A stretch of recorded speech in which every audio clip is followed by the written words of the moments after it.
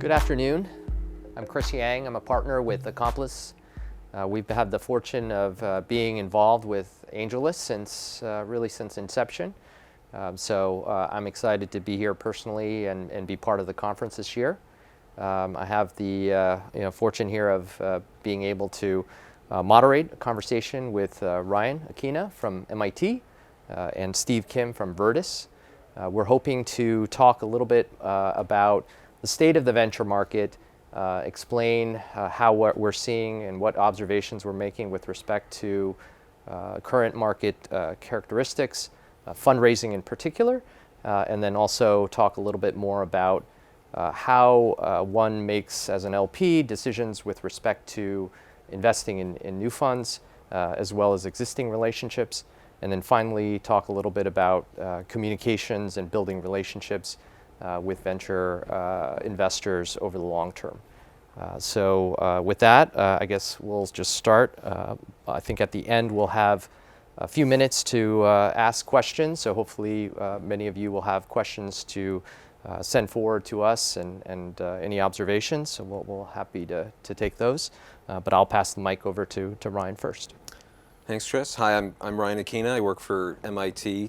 For Matimco at MIT, which is the department that manages the endowment and pension plans. Total capital is about $30 billion, and probably about 30-ish% of that right now is in venture and venture growth. We've been around a long time. We've been investing in the venture industry as LPs since the 70s, and we're proud to say actually there's some relationships from then that we still invest in today. Speaking of myself, I've been at MIT about 14 years. We have a little bit of an unusual setup because most of our investment team are generalists, so no one has a formal responsibility for a particular asset class. But in the time I've been there, first half I spent most of my time on public market stuff. I'd say the last 7 years I spend most of my time on venture and venture growth. Occasionally do a new public thing, and then for weird esoteric things like, say, reinsurance or carbon credits or cell spectrum, I tend to work on those as well. Great, thanks. Steve? So thanks, Chris. Steve Kim with Virtus Investment Management. We're a single family office outside of Philadelphia.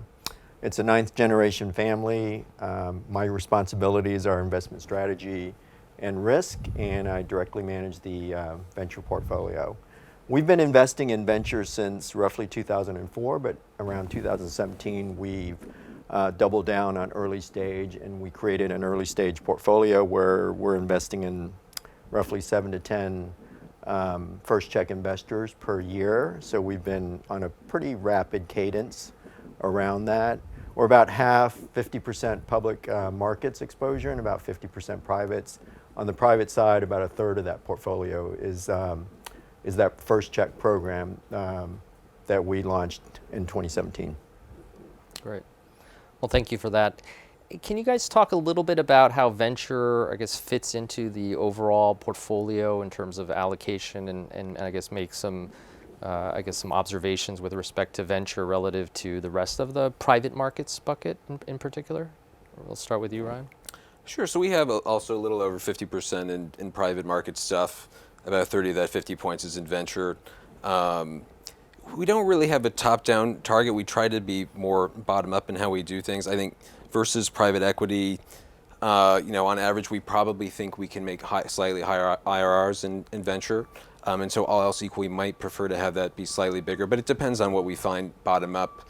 Some of the pros and cons of venture versus private equity, I'd say venture at a fund level has more dispersion we find in the outcome. So if we mess up on a private equity fund, usually we still maybe make a high single-digit result or something like that. If we mess up on a venture fund, it could be 10 years till we get our money back, if we get our money back. So I think there is a little bit more risk in that sense, but then we tend to write slightly smaller checks, all else equal there as well. I guess the other thing I would note is it seems like the liquidity from venture is a bit more episodic and is more concentrated around times when there's a lot of M&A activity or an IPO window, whereas in the private equity market, it still feels a little bit more mature as an asset class. Not that venture isn't mature at this point, but it seems like in private equity, there's more of a secondary market, and so there's ways to get out of things even when capital markets might not be quite as active. But we're seeing the venture market, the secondary market, evolve as well, and maybe that will improve over time as well. Yeah, no, that's helpful in terms of some of the different characteristics. Steve, you have anything to add, or in terms of comparative thoughts across VC, private equity, and other areas? Yeah, I think we're a little bit different. I think we're definitely more top down. So we're very, very asset allocation driven. By the way, we have an endowment model, so we only invest through funds and we don't do any direct investments. But we really are again much more top down in driving our asset allocation. I mean, the way we think about it is, asset allocation drives like 90+% of investment, the differences in investment returns. And the way we think about the asset classes is there's some asset classes that you really want to be locked up because you're very multiple focused and you're very CAGR focused and you're looking for compounded returns. Venture fits into that bucket for us. So it's not a asset class that we look for a lot of liquidity up front or early. It's an asset class where if you're in a fund or a particular startup that's growing at 40% compounded annually, you want to keep that in the ground compounding as long as possible. Most of your returns are going to be on the back end, so it makes a big difference how long you hold that asset. So the way we look at venture investing is very multiple focused, very compound focused, terminal value in the long term as you compound capital at a high rate. So that's how we think about these different asset classes, like what is the purpose, and to try to optimize that purpose. Right. Well, Steve, can you share some of your observations on the venture market? Obviously, a huge uptick in terms of both public market valuations, fundraising, investment activity, but in particular over the 12 to 24 months, sort of what have you noticed most saliently as an LP, and how do you think about that in the broader context of having been in this business, both of you, for 15, 20 plus years each? Yeah, it's interesting. For us, venture is probably the asset class that you want to put the least amount of macro lens to because it's such a long duration asset class, and you want that capital, like I said, in the ground as long as possible, compounding. But most of the narratives around ventures, especially lately, have to do with the narrative around the differences between how the public markets are doing and how private markets are doing, and the disconnect there between valuations of private assets versus public assets, for example. A lot of people think of that as the denominator effect. In other words, they're over-allocated to private assets because their public assets have come down so much in price, and they usually have some kind of asset allocation target or some kind of target as it relates to what percentage is private and what percentage is public, and when that happens, you can have some issues. The thing about public assets is, though, they can rebound pretty significantly, and then you're back to kind of where you were. So you have to be really careful about not allocating because private assets take quite a bit of time for you to allocate to your allocation level. It's not something you can do very quickly. You have to find those managers. They're drawing down capital over a long period of time, so your allocations take a long time to get in the ground. So I think you have to be really careful about that. And I think for emerging managers, they need to look. It's tougher to raise capital today, obviously, for most venture managers, especially those ones that are just getting started or emerging. But I think there are LPs out there that want consistent exposure to venture, regardless of what's happening in the macro environment, and they're not so aligned to what's happening macro-wise. And I think you have to really work hard to find those LPs that have a very, very long horizon. And are less prone to make different allocations based on what's happening on the macro side. Well, both of you mentioned duration, right, in terms of just the average life of venture, in terms of thinking about it both from managing kind of cash flows and allocations and liquidity. So what does that actually mean? I mean, as we know, the average, the legal life of a fund might be 10 years plus 2 years of extensions, but in practicality, what have both of you seen with respect to, what that means in practice, and also in terms of how you're modeling liquidity? Maybe Ryan. Yeah, I mean, as you said, the legal limit is one thing, but it can be quite a lot longer in many cases. Maybe this cycle felt a little unusual because a lot of the companies that felt like the big wins, we actually still didn't get distributed, right? Either many have delayed going public, or even once they went public, some of the GPs decided to continue holding them. Yeah, I mean, it's a tough question. I mean, in practice, when we make these commitments, I would say depending on the stage focus of the fund, for something that's seed oriented, we wouldn't expect to get significant liquidity for at least 7 years, probably. For later stage stuff, maybe starting at 5 years. We don't necessarily have a target we want to give people. We want people to do whatever they think will maximize returns, right? So if you're holding on to something and you think it can keep generating, a 20% plus IRR, then we're fine with holding that. But we do want people to be disciplined about constantly reevaluating that, and if there is an opportunity to sell something or exit something, be it on the public markets or even through secondary potentially, we would like them to do that once things get below that hurdle. Steve, do you, in terms of Yeah, I think those are right. I mean, I think 7 to 8 years is about right for early stage, very early stage, whether that's pre-seed or seed type investing, where you're going to get some capital back. I think 12 to 14 years is probably about right. I mean, we've got some assets that, with extensions, it can be a long time. So I think that's what's really important for LPs is that, okay, this isn't the asset class that you should be targeting to get liquidity back early. It's really something that you want to keep in the ground for a long period of time, compounding, and and to look at that asset class that way. But 12 to 14 years is probably about right. 7 to 8 years is probably about right. If you're, depending on the stage, if you're a later stage investor, you're probably talking, more like a private equity buyout kind of a hold period, something where they've got assets that they've invested in for maybe, that's going to, be invested for maybe 5 years, 3 to 5 years, something like that. But 3 to 5 years just doesn't give you a whole lot of exponential growth if you think about it. And it usually takes at least 2 years where you see that inflection point. So you need to be holding the assets longer. And that's why I think there's more valuation sensitivity when you're talking about later stage investing and buyout investing, because those assets aren't necessarily in the ground long enough. So both of you mentioned, fairly substantial allocations to private markets, 50% plus. I was looking at the Preqin numbers that public pension funds are more like 10% on average. So maybe Ryan, you can share a little bit about the endowment and sort of this kind of specific attributes of an endowment, how it manages capital, whether that's liquidity or other aspects of funding the operations. Sure. Yeah, so I would say for large endowments, something around 50% for private assets is fairly typical. And that's roughly what we target. I think the most critical thing we always have to keep in mind is that typically we have to pay out about 5% of our assets every year to support whatever institution we're part of, whether markets are up or down.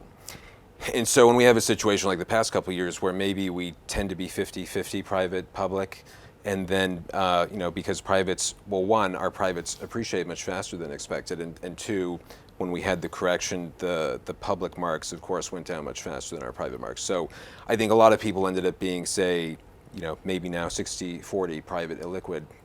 And then it might be typical to have another 10 to 15% of assets outstanding in commitments that could be called by our partners at any given time.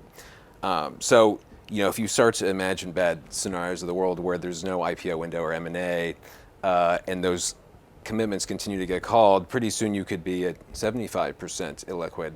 And meanwhile, you're shaving off 5% a year for supporting your institution. So you can quickly, and then let's say there's another market downturn, right?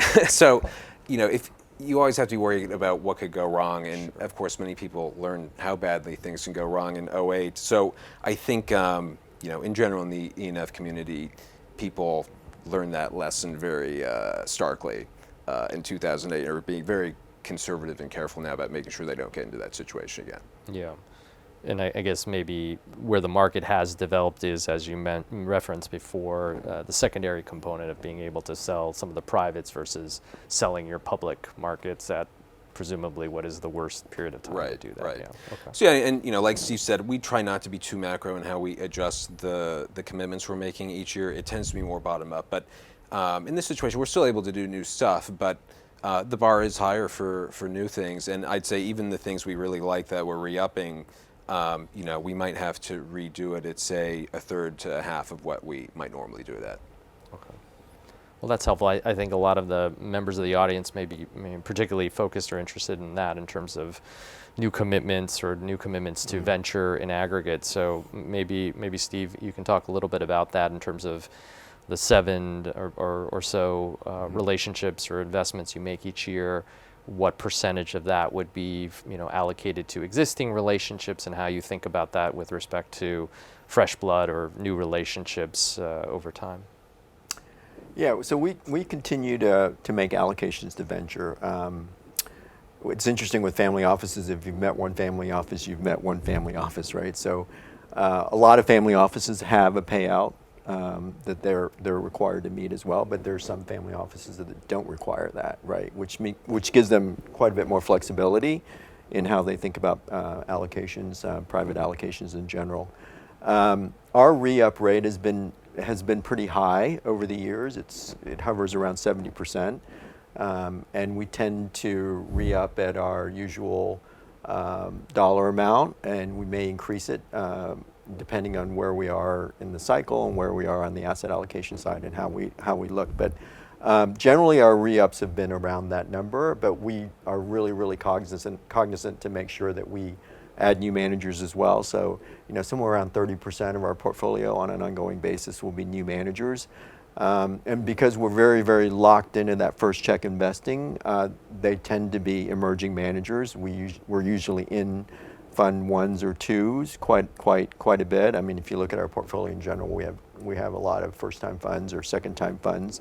They're typically smaller funds, less than 100 million, maybe 100 million and less. And it's a very diverse group as well. We're going to continue to do that. We're going to continue to refresh the portfolio, but we will have a pretty high re-up rate. Yeah, that's great to hear. And for the newer relationships, fund managers typically under $100 million, are you sizing them accordingly then in terms of your commitment amount relative to the existing relationships? Or are they smaller by virtue of the fund size, or not necessarily? How do you think about that in terms of your own kind of allocation matrix? So good question. We try to equal size those commitments. So we don't really differentiate between a re-up commitment and a new commitment. What we try to do is equal size those, because we really don't know. We're very outlier driven, as most ventures, is power law driven. So we're very outlier driven, and we don't really know where those outliers are coming from. So from our standpoint, it makes sense to equal weight those. Great, that makes sense. Okay, so I guess let's change gears and talk a little bit more about performance and track record and sort of the diligence process in terms of what you guys are managing. Can you talk to maybe, Ryan, a little bit of maybe some of the more non-obvious factors that you look at? I mean, clearly LPs are looking at traditional metrics around TVPI and DPI, but sort of if you had to really go under the hood, I mean, what components are you and your team focused on? Yeah. Well, I think, maybe one misconception people have is that we just focus on IRRs. And I'd say particularly for younger funds, obviously, given that the marks are all paper marks, you can't put too much stock in them. So I'd say, certainly we pay attention, but above a certain point, it becomes much more qualitative. And so, I'd say probably the most important qualitative thing we focus on is for a particular fund or GP, how many companies do they have in the portfolio that we think could be truly iconic companies, right? The outliers, if you will. And also, how many of those are companies where the GPs at that fund were, of real relevance to that founder, and who will give them a positive reference in the future if they're in a competitive situation. That's the flywheel we're looking for, right? If you can get into the best companies, do a good job serving those founders, have them serve as great references for you when you try to win the next thing. You're going to have hopefully much more success in the future. And so I think we're usually focused on qualitative signs that that flywheel is spinning. Steve, anything particular that you like or hone in on that your experience has shown you? It's a good predictor. Well, you're certainly right. I mean, there's not a lot of DPI in the funds that we're looking at today. So we're very, very focused on TVPI and not so much on IRR. When we run correlations, there's a very, very high correlation between TVPI and eventual DPI. It's a very tight correlation versus some of the noisy IRR stats. It's just IRRs just aren't as correlated. We're pretty quant-driven or data-driven as it relates to the kinds of GPs that we're looking for. We like specific geographies, for example. We really only invest in funds that predominantly invest in California and New York. The reason for that is, 70+% of outliers come from those two geographies. So the expected value of the outliers that come from California, for example, is 2 or 3 times what it is in the rest of the country. So we tend to tilt our portfolio that way. We like more diversified managers. So they usually have more investments. We like somewhere around 40 to 50 versus, kind of if you look at the average for early stage VC, it's more like 20 to 25. So we like more shots on goal. We like low reserves, for example.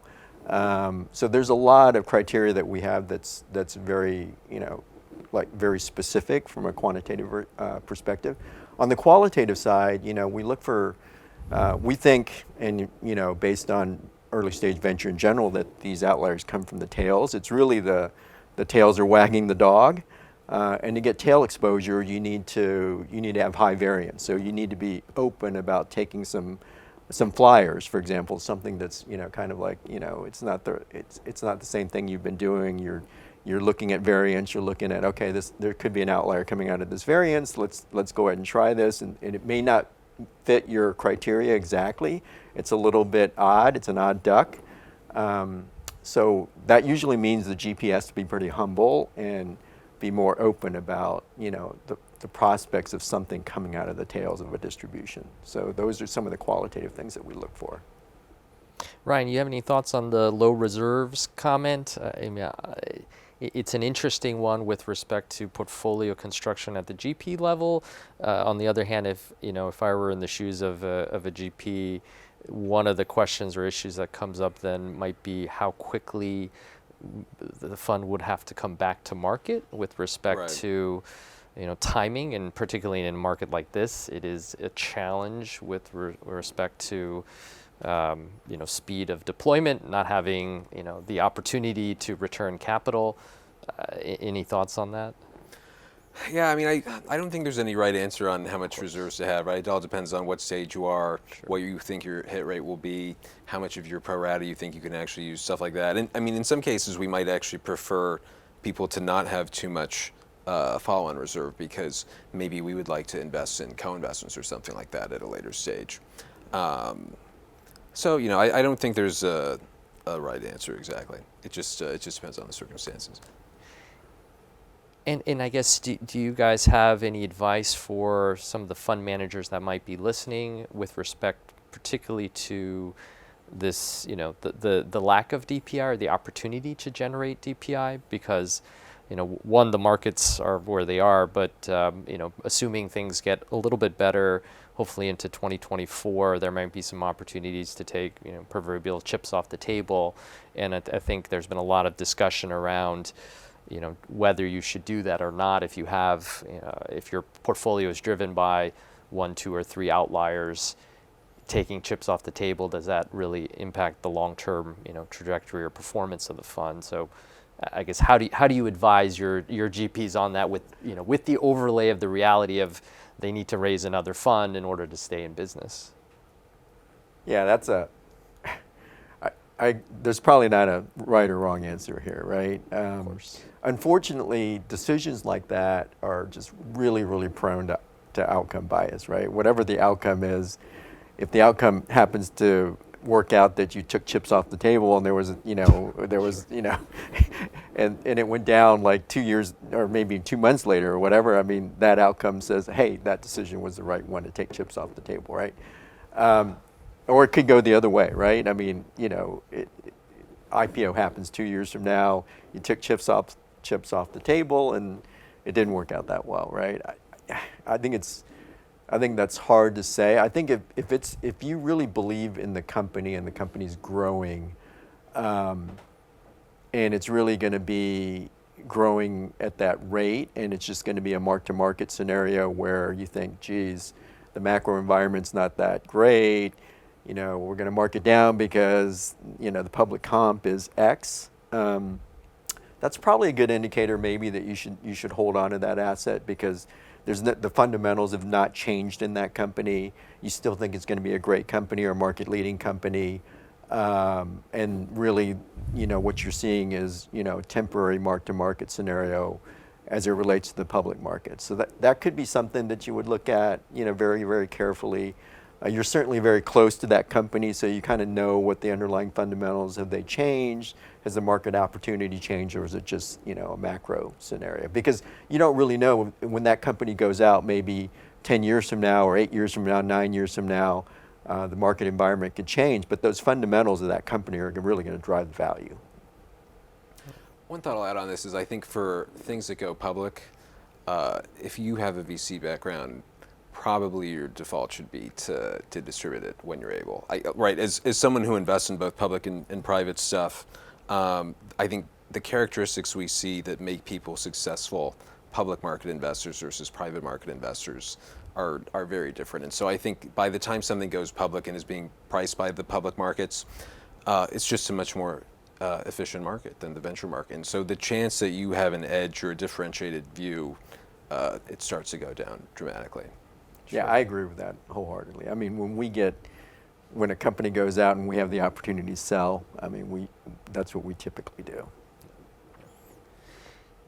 And Steve, you had mentioned looking at geographies and being heavily weighted towards California and New York. I think there's a question from the audience with respect to sectors. I mean, we were talking backstage about all things AI.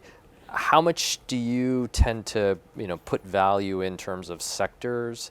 I mean, I know one of the challenges when I was on the LP side was by the time you identified a theme and picked a manager and the manager invested in the company, and then fast forwards 5 or 7 years to whatever the public markets or the exit window look like. At the same time, clearly there are some trends you want to take advantage of. So how do you think about sectors with respect to picking your managers? We're not sector specific. We like more generalists. And the reason for that is if we wanted to build a diversified portfolio, it's really hard to do that sector by sector. And that's part of the reason we like generalists more than sectors. The other thing too is, some of these sectors aren't identified, ex ante. I mean, it's really an ex post kind of scenario. If you look at crypto or you look at AI, you can go down the list of sectors that nobody really thought that was a sector until something happened. And usually those events are very idiosyncratic. So if you take that company out of that sector, or you take those two companies out of the sector, that sector all of a sudden isn't as attractive as it was. So it could be an idiosyncratic company that happens to show up in a sector that all of a sudden that sector is now looks like a great sector.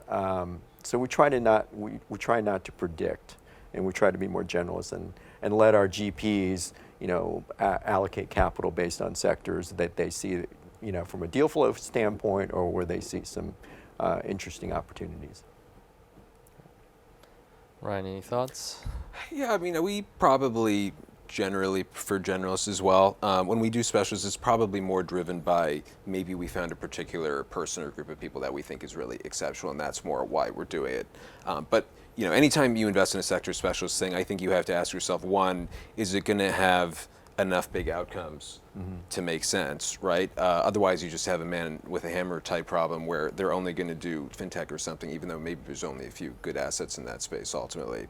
And also you want to believe that there's going to be some competitive advantage from that specialization that's going to last for quite a long time. And it's also worth remembering that many of the generalist funds we invest in, they have GPs who do have expertise in many of these things where you can find sector specialists. So it's not like by not investing in a specialist, you're not going to get exposure to that sector. Yeah. And in fact, sometimes you might think because they have a wider mandate, maybe those generalist folks are better at just picking out the best assets from that space. Yeah, But it depends. Yeah, I think sometimes the question comes up, particularly from GPs who are thinking about how to best position their pitch to their LPs, thesis, right? The thesis, and how they're going to differentiate themselves. And I think sometimes that they spend too much time on that particular question versus all of the other ones we've talked about in terms of how you're assessing. Yeah, and I think founders, their experience is usually in a particular sector or company, right? So if they're going to branch out and raise and get into the VC arena and raise a fund, usually they're going to tout, their sector expertise. So maybe we can change gears then, sort of the last of the kind of three topic areas, really just communicating and building relationships with the GPs, with the two of you and your peers in the industry. So I guess maybe thinking about specific relationships, either case studies around managers that are already in your portfolio or even groups that have done a really nice job of keeping in touch over multiple cycles, that maybe you were not an investor for fund 1 or 2 and eventually became an investor. Talk a little bit about just sort of communication, cadence, style, like what you have observed that has been effective from your vantage points. So maybe Ryan first. Yeah, I think, one, if you have a newsletter or something like that you send maybe annually or biannually, that can be a great way to keep in touch, and in particular, highlight the companies you think that you're investing in that are really special and update us on that. Stop by once or twice a year if you happen to be in town. Those things are all helpful. But I mean, stepping back, when people are thinking about how do I get institutions to invest in my fund, I think I think it's important to think of it as almost like an enterprise sales process, right? Like you need to have a funnel. It's a very long process. You need to think about things like, okay, what is my ideal customer profile? What is their mandate? What are their personal incentives? What are their institutional incentives?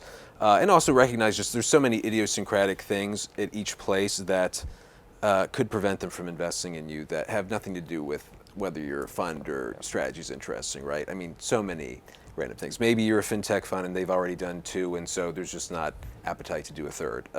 Maybe someone was sitting next to their board member the other day and the board member said something about AI being super overvalued, and then you come in the next day with your AI thesis and they're shy to do it, right? I mean, there's so many things that can happen. So I think it's important to remember that it's a numbers game, and also another piece of advice I would give is that given that it's a sales process, any friction you can remove is helpful. So, if something's a doc send instead of a PDF, that adds friction, right? If you need an NDA before you can get any interesting information, that adds friction. So things like that, I think people sometimes don't realize that they're probably doing themselves a disservice by not removing that friction.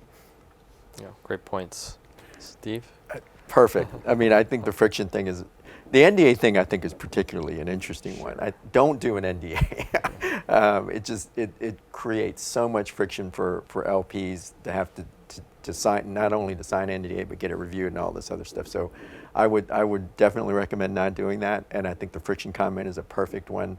And don't, the numbers game is important because it is a numbers game, and LPs are very different. All the LPs are different, and they're looking for specific kinds of GPs. And just because, they don't happen to invest with you, they can also open doors to other LPs that may be interested in a sector-specific fund or a particular strategy or particular team. So I think that's really important. Another friction element to me is on the legal side, especially with emerging managers. I think there's an opportunity there to make the legal review process easier for LPs to invest. We see dozens and dozens of LPAs, and it's amazing to us that there are very few that are standardized, and a lot of them have very odd terms that you have to go back to the GP and say, okay, this seems to be a really non-standard term, can you explain, what the rationale was to having it? And some of them don't even know that it's in there, right? Their lawyer stuck it in there and they just, sent the LPA out. And I think, GPs, if they can spend some time, look through their LPA, make it LP friendly, because, it's really helpful for LPs, and usually there's really not much detriment to the GP at all by providing some more LP friendly terms. Make sure your terms are standard. Newsletters or whatever it may be very transparent about what you're doing, what your portfolio looks like, how your portfolio is marked. All those things are really, really helpful for LPs and reduce a ton of friction. Yeah, no, those are great points. I mean, I think on the legal side, there are different law firms that manage a lot of these processes, and they have their own forms, as you mentioned, and then the lawyers themselves can sometimes, tell a GP that, hey, we got this term approved by this, fund manager 10 on Fund 10, and why they would think that a fund manager on Fund 1 would be able to get the same terms, who knows? So sort of ill-advised. So spending some time on that front definitely makes a lot of sense. And LPs don't want to. I mean, they don't like legal reviews either, and Sure. and GPs obviously, don't like to. I mean, they'd rather be investing, right, than pouring through a legal doc. But Well, not to mention it can be very expensive. it can be very Yeah. expensive Yes. too. So but again, when we look across our our LPAs, there are very few that are common, and they all have something that's kind of non-standard that we have to spend quite a bit of time on. So in this age of Zoom, I guess, in the old days, I think GPs would say, oh, I happen to be in Boston, or I happen to be in Philly, and that may be true or not. But, periodically make that investment to show up in person. By Zoom, is it easier for you to say, sure, I'll do a Zoom call and get an update periodically, or is that more difficult in the context of all the other Zooms that are going out? How do you guys manage that in terms of your own personal schedules and how you're thinking about that? Yeah, I mean, clearly it's easier to schedule Zoom, so I mean they're way more efficient. So I think most of the time that's fine. But of course you can't deny there's a human element to a lot of these relationships, and so maybe your hit rate or your close rate will be slightly higher if you can get some in-person time as well. Yeah, I think Zoom has definitely made things more efficient. And for initial meeting, I think Zoom is fine. And you don't have to make a specific trip out to see an LP. I mean, it can be in the context of you're going to a conference, or there's a or in whatever city there's 3 or 4 LPs there, and you're kind of going there and you're attending a conference and you're seeing them, or you're there's an potential investment that you want to take a look at. So I don't think you have to make a specific trip out to see a particular LP, but you can always loop that LP in with some other things that you're doing when you happen to be in that city. I think that Yeah, I makes think perfect it's the sense. Ryan's comment about thinking about it as a sales funnel and making sure you have the information and how periodically you're wanting to touch various LPs. So, and then I guess just over the last 5-10 years, there's just been such a proliferation of these smaller funds. I guess how do you, Steve, think about that universe? Even if you're making 10 commitments a year, or even if you were making 20 commitments a year, if there are 1,000 small managers under the scale of 100 million or 50 million. How do you kind of break through that in terms of getting introductions, or what aspects do you kind of focus on in terms of culling down that to really focus on where you're going to invest that 30% in terms of new relationships?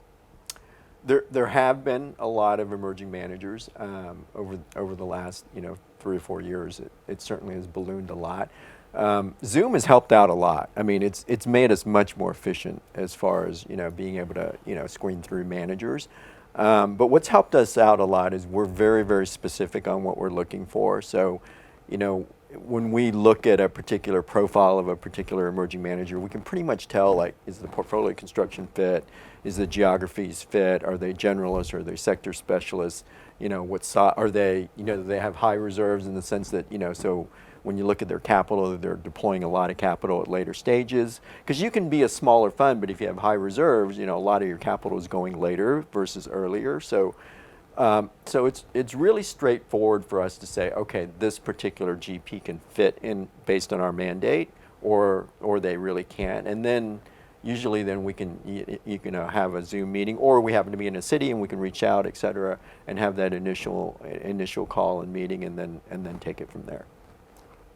So let's take some questions from the audience. I guess, Ryan, there's a question here in terms of, are there differences in terms of the data or the metrics with respect to first-time funds versus people who are who are raising their funds 2 and 3? And I mean, I remember from my time, I used to sort of be like, first fund was you're selling the dream, and then Right. sort of fund, call it 3 or 4, you're really having to sell the numbers and the portfolio and everything Right. else. But maybe we can get a little bit more color on how Yeah. you think about that. Yeah, I mean, as you would expect, right? The more mature the firm is and the more of a track record they have, the more quantitative you can be about evaluating that. But I would say even for a lot of the Fund 1 managers we do, they typically have an angel track record or some kind of personal track record that we can evaluate. Obviously, that doesn't necessarily port to trying to be an institutional size fund. And I think on that note, one of the most important things we try to evaluate is, okay, we know what success this person has achieved in their angel portfolio or whatever they were doing before,